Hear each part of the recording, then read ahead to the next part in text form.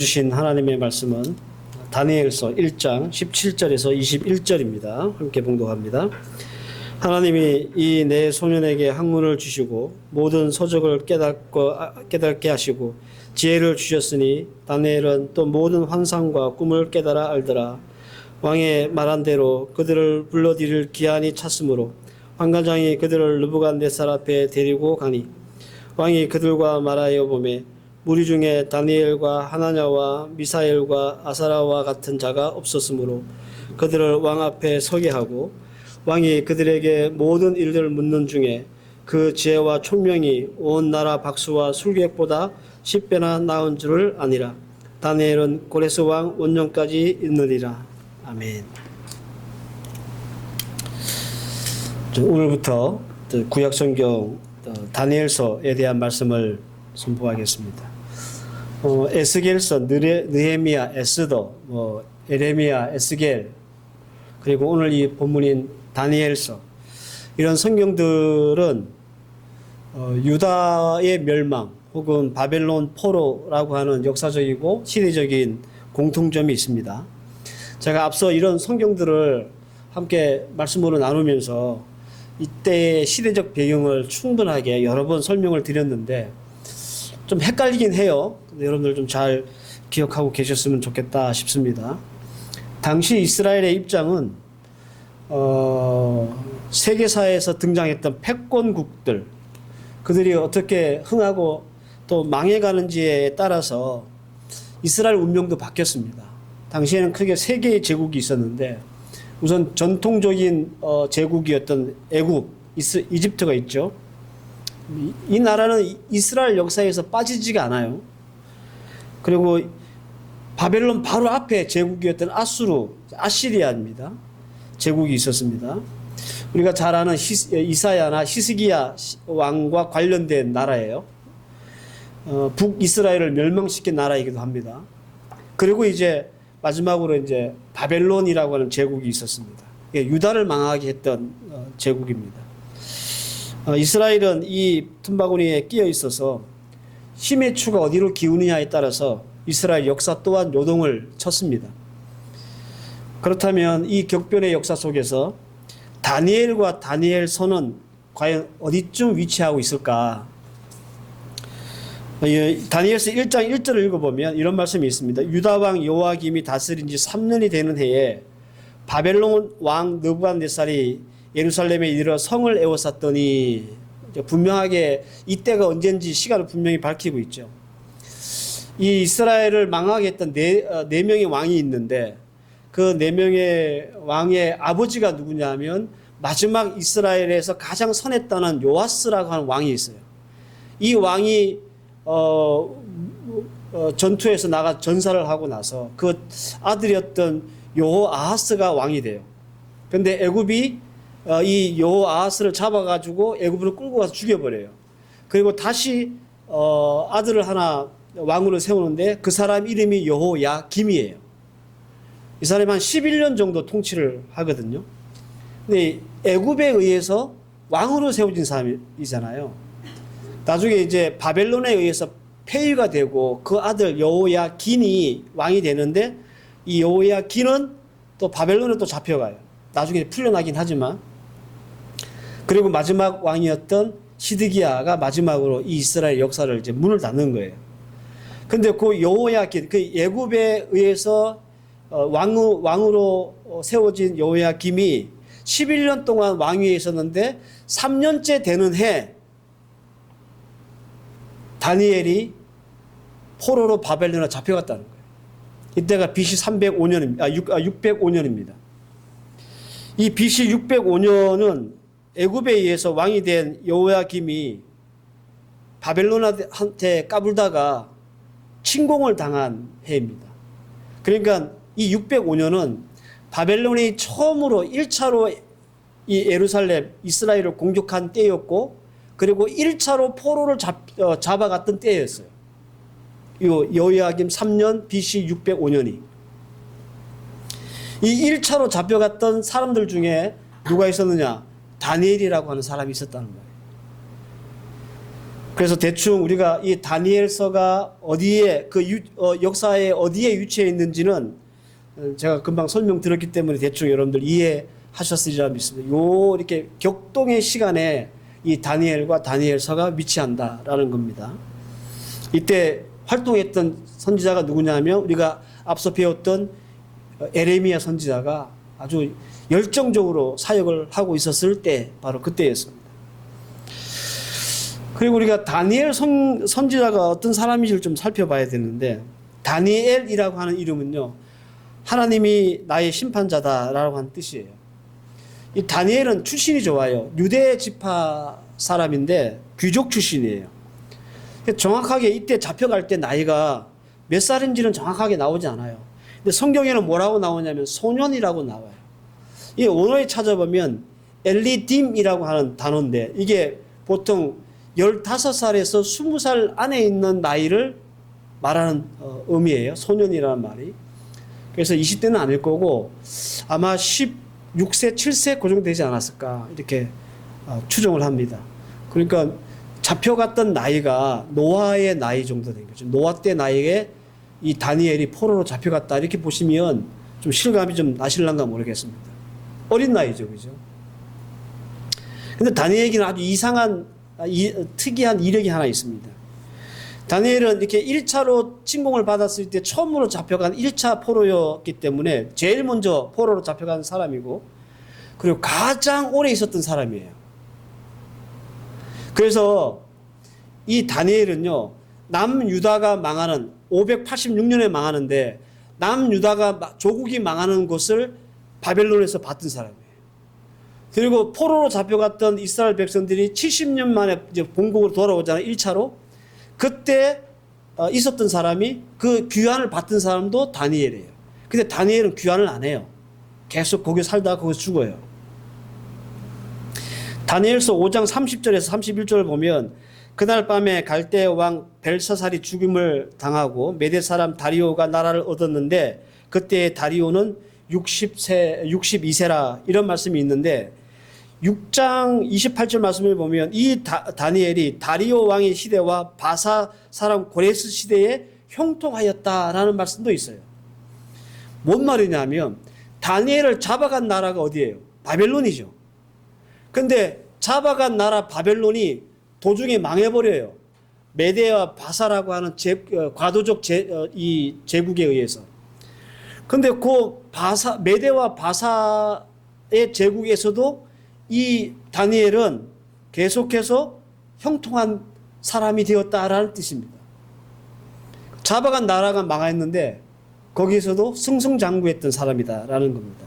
그러니까 다니엘은 무려 3개의 제국에서 총리였거나 아니면 굉장히 높은 고위직 공무원에 위치해 있었던 사람이다라는 겁니다. 여러분들 실감이 안 나실까봐 도대체 어느 정도 긴 세월을 이 사람이 그 높은 관직에 3개의 제국이 거쳐갈 만큼 있었는가?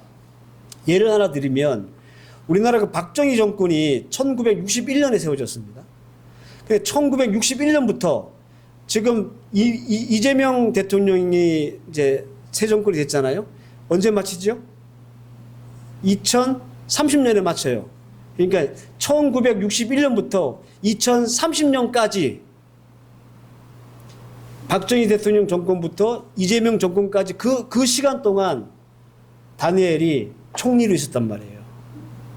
어마어마하게 긴 시간이잖아요. 계산을 해보면 대충 한 60 몇 년 됩니다. 67년, 8년 그렇게 됩니다. 아주 특이한 이력을 가진 사람. 이런 이력을 가진 사람 없습니다. 그리고 이 다니엘서에 대한 말씀을 좀 정리를 해보면 다니엘서는 크게 2부분으로 나눌 수 있습니다. 다니엘을 읽어보신 분은 아시겠지만 다니엘 개인과 관계된 사건과 그리고 하나님이 다니엘에게 주셨던 묵시, 예언에 대한 부분으로 나눠져 있습니다. 그래서 1장부터 6장까지가 다니엘 개인적인 어떤 일과 관련된 말씀들이 나오고 7장부터 12장까지는 그에게 주셨던 하나님의 어떤 그 종말에 대한 예언이 나와요. 그래서 우선은 1장과 6장을 중심으로 해서 다니엘 개인에 대한 말씀을 먼저 전한 후에 나중에 다니엘에게 주셨던 예언, 종말에 대한 예언에 대한 말씀들을 계속 살피고자 합니다. 오늘은 다니엘서 첫 시간으로 하나님이라고 하는 제목으로 다니엘서의 첫 말씀을 선포하겠습니다. 앞서 말씀을 드렸듯이 다니엘은 유다 지파에 속한 귀족이었습니다. 금수저죠. 출신이 좋았습니다. 그런데 첫 번째로 포로로 잡혀가게 되는 거예요. 이 포로로 끌려감으로 인해서 아마 다니엘은 인생 최악의 순간을 겪게 되었을 겁니다. 온실 속의 화초처럼 그렇게 귀하고 귀하게 자랐던 다니엘이 바벨론으로 끌려가는 길이 소풍 가도 즐거웠겠습니까? 생각을 해보세요. 끌려가는 길 자체가 그에겐 고난이고 역경이고 고생스러웠겠죠. 예루살렘에서 그가 끌려간 바벨론은요, 수천 킬로가 떨어져 있어요. 그래서 뭐 포로들을 뭐 가마 태워서 마차 태워서 보냈겠어요? 그죠? 줄에 묶어가지고 끌고 가지 않았겠습니까? 얼마나 여러분들 힘들었겠어요. 이 노아 정도 되는 나이에 그의 그 견디기가 굉장히 힘들었을 거 아니에요. 바벨론에 도착했어요. 그래서 안 죽고 이제 그 먼 길을 걸어서 끌려가지고 가면서도 살았어요. 그래서 무사히 도착을 했어, 바벨론에. 근데 거긴 다 낯선 사람들, 낯선 공간, 낯선 환경이잖아요. 그 어린 나이에 얼마나 이렇게 무섭고 두려웠겠습니까? 말도 안 통하지, 아는 사람도 없지, 자기 신분은 포로지. 우리가 이 다니엘서 이 1장으로 이렇게 빙의해가 들어가 보면 그 공포감이 진짜 어마어마했을 것이다. 우리가 미루어 짐작할 수 있는 그런 부분이 아닐까 생각합니다. 근데 그나마 다행스러운 거는 바벨론이라고 하는 제국은 그 앞에 있던 아수르라고 하는 제국과는 좀 달랐어요. 이 아수르는요, 엄청 잔인했던 제국이었어요. 그 세계사의 기록을 보면 이 아시리아라고 나오잖아요. 이 아시리아는 얼마나 잔인했냐면 식민지를 점령하잖아요. 사람을 죽이는데 가죽을 벗겨서 죽여가지고 성에 매달아놨대요. 공포정치를 한 거죠. 그리고 어떤 정책을 썼냐면 이렇게 점령을 하면 그대로 가만히 살게 내버려 두는 게 아니라 거기 있는 민족을 다른 데로 옮겨버려요. 섞어버리는 거예요, 민족을. 반란 못 일으키게. 이렇게 만들어진 민족이 하나 있죠. 이래서 만들어진 민족이 사마리아 사람들이에요. 이때 사마리아 사람들이 만들어진 거예요. 아수리아가 북이스라엘을 먹고 나서 그 북이스라엘에 살고 있던 사람 일부를 빼가지고 다른 지역 보내고 다른 지역 사람들을 여기 와 살게 한 그 피를 섞어버린 거예요. 그러니까 나중에 유대 사람들이 사마리아 사람들 잡종이라고 취급을 안 해준 거예요. 그 역사가 여기서 시작되거든요. 그런데 바벨론은 달라요. 바벨론은 관용과 포용의 정책을 썼어요. 그래서 비록 식민지 사람이지만 똑똑한 놈 있으면 데려다 교육시켜가지고 제국의 일들을 맡기는 그런 관용 정책을 썼어요.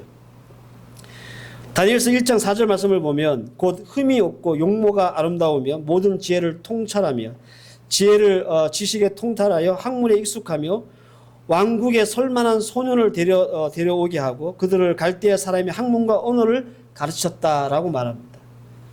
포로 중에 얼굴 잘생기고 좀 똑똑하고 이런 사람 뽑아가지고 3년 동안 제국의 공부를 시키는 거예요. 교육을 시키는 거예요. 그래서 제국의 일원으로 나라 일을 하게 만든 거죠. 그래서 이 사람들이 쓴 3대 정책이 있어요. 뭐냐면 바벨론식의 음식을 먹게 하고 바벨론식의 언어를 쓰게 하고 바벨론식의 학문을 배우게 하는 이 세 가지 정책을 쓰는 거예요. 이렇게 뽑힌 사람 중에 누가 있었냐? 다니엘과 그의 세 친구가 있었다라는 겁니다. 다니엘과 세 친구는 소위 말하는 창시 계명을 당합니다. 1장 7절을 보면 환관장에 그들의 이름을 고쳐 다니엘은 벨드사살이라고 하고 마나냐는 사드락이라고 하고 미사엘은 메삭이라고 하고 아사랴는 아벤느고라 하였더라. 옛날 일본이 우리나라 쳐들어와서 식민지 할 때 비슷하죠, 그죠? 이름 바꾸고 일본식으로 바꾸고 그리고 한국말 못 쓰게 하고 그런 것처럼 바벨론도 그런 정책을 했단 말이에요. 음식도 제한했습니다. 유다식 음식을 못 먹게 했어요. 그래서 바벨론식 음식을 줘서 먹게 한 겁니다. 1장 5절을 보면 또 왕이 지정하여 그들에게 왕의 음식과 그가 마시는 포도주에서 날마다 쓸 것을 주어 3년을 기르게 하였으며 그 후에 그들은 왕 앞에 서게 될 것이었더라. 이 베풀어주는 음식 중에는 유대인들이 못 먹는 음식도 있었을 거 아닙니까? 유대인들이 의외로 까다롭거든요. 성경에 나오는 정한 음식과 부정한 음식이 있어서, 예를 들어서 우리가 잘 먹는 삼겹살 안 먹어요. 장어 몸에 좋잖아요. 안 먹어요. 왜? 성경에서 그 못 먹게 금지셨기 때문에. 근데 만약에 바벨론에서 돼지고기 주고 장어 주고 그러면 그거 먹어야 되잖아요. 얼마나 힘들겠습니까? 아마 죽기보다도 힘들었을 거예요. 바벨론은 이런 식으로 식민지 포로를 세뇌 또는 길을 들여가지고 3년 동안 훈련을 시킨 후에 제국을 위한 재원으로 활용을 했습니다. 죽이는 것보다 낫죠. 그죠? 네. 그런데 여러분들 우리 한번 생각해 보십시다. 아무리 똑똑한 사람을 뽑았다 하더라도 3년 동안 이들에게 뭐 시간을 줘서 언어와 학문과 뭐 풍습을 익히게 한다고 해도 이 3년이 충분한 시간일까 이들에게? 이들이 비록 기본적인 소양이 좀 머리가 좀 좋고 스마트하지만 전혀 다른 언어, 전혀 다른 문화, 전혀 다른 어떤 교육을 받기에 3년이라는 시간은 충분했을까? 이런 의문이 들지 않습니까, 여러분들? 우리가 필리핀에 살아보서 알잖아요. 3년 만에 여러분들 따가려고 다 마스터할 수 있습니까?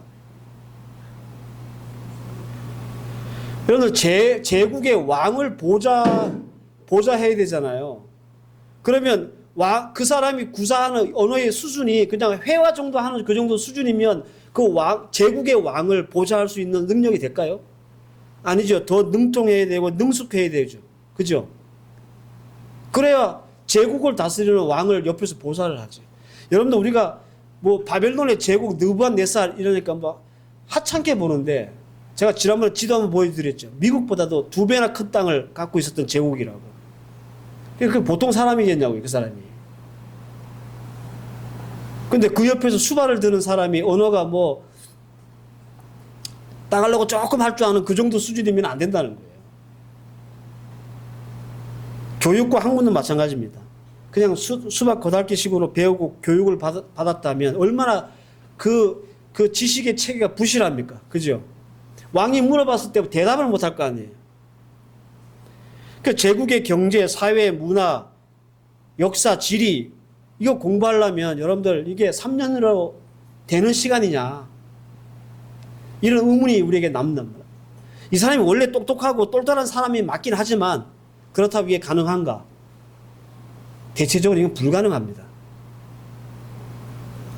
언어를 일단 배워야 되겠죠. 그죠? 그래, 언어를 이제 배웠으면 그걸 이제 책을 읽어야 되잖아요. 읽을 줄은 아는데 여러분 그 뜻이 무엇인지 깨달아야 되잖아요. 읽기는 읽는데 무슨 뜻인지 모르는 사람 많지 않습니까? 그러니까 여러분들 이게 아무리 뭐 3년이고 애들이 똑똑해도 이게 불가능한 시간이라는 거예요. 그래서 오늘 본문 17절에 말씀은 이렇게 시작합니다. 하나님이 이 내 소년에게 학문을 주시고 모든 서적을 깨닫게 하시고 지혜를 주셨으니 다니엘은 또 모든 환상과 꿈을 깨달아 알았더라. 다니엘과 3명의 친구는 3년 만에 이 모든 것을 배우고 깨닫고 익힐 수 있었던 이유는 뭐냐 하면 그들이 특별하게 똑똑하고 혹은 똘똘해서가 아니라 하나님이 그들에게 그럴 능력을 주셨다라는 뜻입니다. 원래 이들이 완전 멍청이고 바보가 아닌데 남보다 조금 똑똑하고 좀 이렇게 머리가 잘 돌아가는 놈들인데 그럼에도 불구하고 3년의 시간 동안 그 모든 학문과 언어를 배우기엔 부족했지만 하나님이 그들에게 그걸 다 배우고 익히고 깨달을 수 있도록 능력 주셨다는 뜻이에요. 하나님이 그렇게 하셨다는 것에 방점이 찍히는 거예요. 하나님이 다니엘을 포로로 잡히게 하시고 하나님이 다니엘을 많은 사람들 중에 왕 앞에 설 만한 자로 뽑히게 하시고 그리고 하나님이 다니엘에게 배우고 익힐 수 있는 능력도 주셨다. 그런 말입니다. 다니엘 입장에서는 다소 억울할 수 있습니다. 괜히 내가 먼저 잡혀와가지고. 그죠? 이 어린 나이에. 또 막말로 이런 사람들 중에 자기 포로 중에 똑똑한 사람을 안 뽑혔으면 굳이 3년 동안 공부 안 하고 되잖아요. 그렇다고 사람 죽이는 건 아니니까. 근데 여러분들 분명한 것은 이 모든 것들을 하나님이 주관하셨다라는 겁니다. 그렇다면 왜 하나님이 이렇게 하셨을까? 이건 하나님의 큰 계획과 뜻 가운데 이루어진 일이겠죠. 그 뜻과 계획이 뭐냐 하면 정신 못 차리고 우상 숭배하고 하는 이 이스라엘 백성들을 70년 동안 포로 생활했다가 좀 정신 차리게 하고 다시 주님만 섬기는 민족으로 만드시기 위해서 이제 막 작업을 시작하시는 중이에요, 하나님이. 그 와중에 다니엘이라는 사람이 있는 거예요. 마치 여러분들 요셉 아시죠?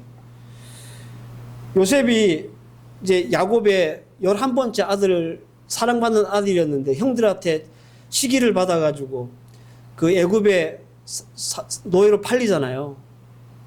그때 나이가 17살이에요. 그 노아 나이네 또 보니까. 불쌍한 나이구만. 하여튼 이 나이에 이게 애굽에 갔는데 말도 안 통해. 10년 동안 쌩 고생을 하잖아요. 이 요셉이 무슨 죄가 있습니까? 근데 하나님이 그렇게 하신 거예요. 근데 그렇게만 하신 게 아니라 고생만 시키신 게 아니라 나중에 어떻게 하셨습니까? 하나님이 그를 어떻게 만들어 놓으셨어요? 애굽에서 바로 다음으로 높은 사람 만들어 놓으셨잖아요. 그래가지고 어떻게 했습니까? 야곱이라고 하는 가족을 구원해냈어요. 하나님의 뜻이거든요. 근데 다니엘도 그렇다는 거예요. 다니엘을 왜 이렇게 먼저 끌려오게 하시고 이런 과정을 겪게 하시고 이렇게 지혜를 주셨느냐 하면 나중에 이 다니엘을 통해서 이스라엘 백성들을 구원하시려고. 자, 앞서 말씀드렸죠. 이스라엘 백성이 잡혀갔다가 70년 만에 다시 처음으로 1차로 귀환하는데 그때 성경은 나타나지 않지만 그때 가장 큰 힘을 썼을 사람이 누군가? 고레스의 마음을 움직여가지고 그 제국의 왕을 마음에 움직여가지고 유다 민족들을 다시 예루살렘으로 돌아오게 했던 사람이 누군가? 다니엘이라고 생각하는 거예요. 다니엘 정도 아니면 그 못하는 일이에요. 하나님 미리 그 일들을 예비하신 거죠. 사랑하는 성도 여러분, 그래서 오늘 여러분들 머릿속에 하나님이라고 하는 말씀을 꼭 기억하시고 새기셔야 합니다. 이것이 우리 예수 믿는 예수쟁이들에게 가장 큰 베네피트가 되는 겁니다. 혜택이에요. 하나님이라고 하는 것이 여러분들 돈 없고 백 없는 우리 같은 사람에게 가장 큰 백이고 가장 큰 혜택이고 가장 큰 유익인 거예요.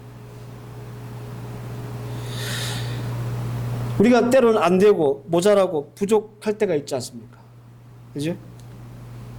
근데 여러분 우리가 하나님이 이게 있어야 우리의 일상에서 소망이라는 것이 생기는 거예요. 하나님은 단 한 번도 농사라고 하는 것을 지어본 적이 없는 이삭이 농사를 딱 지을 때 어떻게 하셨다고요? 100배나 잘 되게 하셨어요. 이삭이 잘나서가 아니에요. 하나님이 100배나 잘 되게 하셨다고 성경에 나와요. 한 번도 농사를 안 지어본 사람인데. 작은 돌멩이 하나로 골리앗을 물리쳤습니다. 다윗이 돌리는 힘이 좋아서 된 게 아니에요. 하나님이 그 이마박에 돌을 바뀌게 했기 때문에 가능한 거예요. 하나님이 하신 거예요. 하나님이 히스기야를 위해서 어떻게 하셨습니까? 해시계를 뒤로 10도나 돌리셨어요. 자전을 거꾸로 돌리신 거예요. 하나님이 만나로 40년 동안 이스라엘 백성들 250만 명을 한 끼도 안 굶기고 먹이셨어요. 다 하나님이 하신 거예요. 근데 여러분들, 우리는 오랫동안 예수를 믿고 교회를 다녔지만 하나님이라고 하는 말씀을 너무 희미하게 가지고 있다라는 겁니다. 이렇게 하실 수 있는 하나님이라는 사실을 우리는 너무 자주 그리고 습관적으로 잊고 산다라는 뜻입니다. 하나님을 믿는다는 것은 단순한 개념이나 혹은 정적인 신앙을 뜻하지 않습니다. 우리가 하나님을 믿는다라고 하는 것은 역동적이고 운동력이 있는 능력을 말하는 거예요. 그런데 우리 안에 하나님은 늘 우리 머릿속에만 있고 우리 가슴 속에만 갇혀 있는 그런 하나님이에요. 필드로 나오지를 못해. 우리 하나님은 우리의 일상으로 들어오지를 못해요. 우리 하나님은. 왜? 우리가 마음속에 딱 가둬놓고 머릿속에 딱 넣어놓기만 하는 하나님이기 때문에 그런 거예요. 그래서 우리가 보기에 이 다니엘과 이 세 친구가 겪었던 이 일들이 우리에게는 신화처럼 보이는 거예요. 오, 야, 3년 동안 그걸 다 배웠다고? 대단하네. 그런 감탄만 할 수 있지. 그 하나님이 내 삶의 필드에 들어오셔서 내 일상에 들어오셔서 그렇게 하시는 것을 단 한순간도 경험하지 못하는 거예요.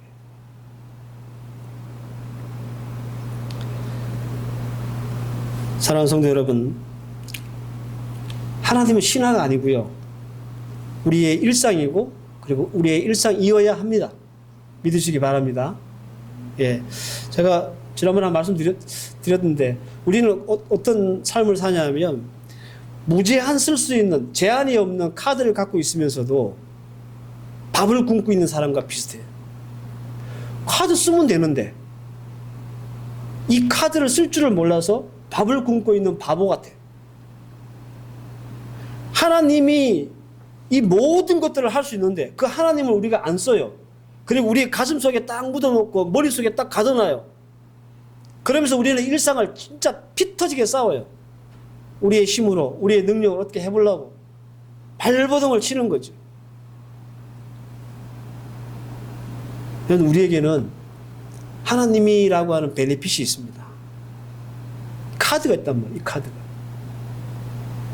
이 카드를 쓸 줄 알아야 비로소 우리의 삶의 필드에서 하나님이 오늘 이 다니엘과 이 세 친구에게 역사하셨던 이 역사들을 우리의 일상처럼 바라볼 수 있다라는 겁니다. 그래서 여러분들 이 다니엘서의 첫 시작을 오늘 이 본문 말씀으로 정한 겁니다. 하나님이 이제 역사를 시작하시기 때문에 그렇습니다. 여러분들은 어떤 고민과 고달픔을 갖고 살고 계십니까? 그리고 그것을 이겨내고 해결하기 위해서 얼마나 부지런히 몸부림치고 또 얼마나 애쓰고 계십니까? 그걸 하지 말라는 말이 아닙니다. 우리 곁에는 모든 것들을 가능케 하시는 3년밖에 안 되지만 그 짧은 시간이라도 하나님께서는 다니엘에게 지혜 주시고 학문 주시고 능력 주시고 재주 주시면 3년 만이라 그 모든 것을 통달할 수 있는 사람으로 만들 수 있는 하나님이 바로 저와 여러분들이 믿는 하나님이심을 다시 한번 여러분들 마음속에 굳세게 붙잡으시기를 바랍니다. 그리고 여러분 오늘 예배 마치고 또 한 주간의 일상으로 돌아가셔서 얼마나 삶의 터전에서 열심히 사실 것인데 일이 막히고 어려운 일이 생길 때마다 오늘 이 말씀 다시 한번 기억하시고 이 하나님이라고 하는 말씀을 마음에 다시 한번 꺼내내시길 바랍니다. 여러분 마음속에만 묻어놓으시고 머릿속에만 생각하시는 하나님이 아니라 이 능력 많은 하나님을 여러분들의 일상으로 필드로 나올 수 있도록 여러분 그 하나님을 믿고 나아갈 수 있는 여러분들 되셨으면 좋겠습니다. 오늘 주신 말씀 잘 붙잡고 고달프고 피곤한 또 한 주간의 일상을 시작하는 여러분들에게 위로가 되고 힘이 되고 든든한 백이 되어서 비록 지금 당장 어렵더라도 하나님이 모든 것들을 하실 수 있다라는 믿음으로 또 한 주간을 시작할 수 있는 저와 여러분들 되시기를 주의 이름으로 축원합니다. 기도하십시다. 하나님, 다니엘과 그 세 친구에게 단 3년 만에 바벨론의 모든 학문과 모든 언어를 깨닫고 알게 할 수 있도록 주께서 능력 주셨습니다. 하나님은 그런 분이십니다.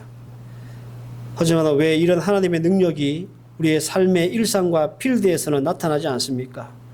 이 하나님을 우리의 마음속에 묻어놓고 우리 머릿속에 가둬놨기 때문입니다.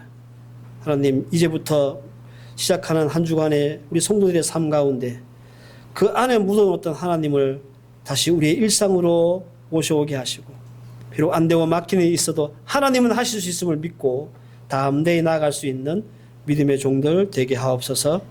예수님의 이름으로 기도하옵나이다. 아멘.